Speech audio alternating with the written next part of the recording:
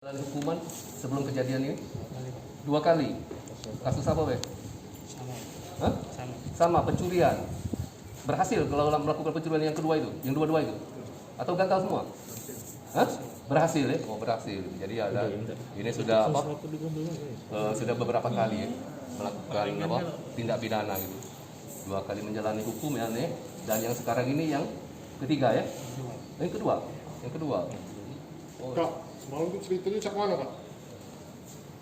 Ceritanya cak mana semalam? Cerita lu. Ya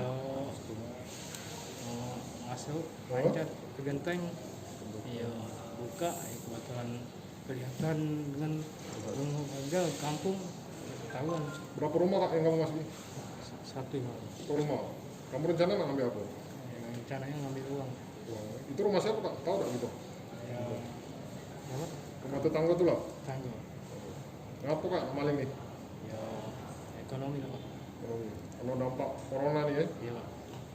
gawe apa? Beli bangun Pak. Untuk kasus ini percobaan pencurian yang kejadiannya pada tanggal 29 Mei 2020 jam 22.30. Kejadiannya TKP-nya di Jalan Segaran, Lorong Kebangkan.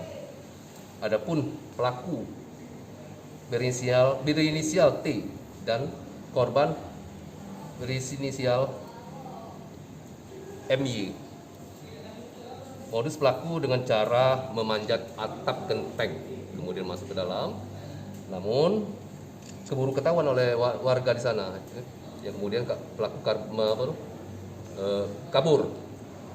Dan secara bersama-sama oleh masyarakat dilakukan penangkapannya. Kemudian pihak dari Polsek Lemabang IT2 mengamankan pelaku tersebut dari bersama-sama dibantu oleh masyarakat. Mana dia ini sempat jebur ke dam, mana nih? Iya, sebab dia menyeburkan ke dam, namun dianya tertangkap oleh warga yang kemudian ada petugas kita yang patroli, lalu diamankan dan dibawa ke Polsek IT2.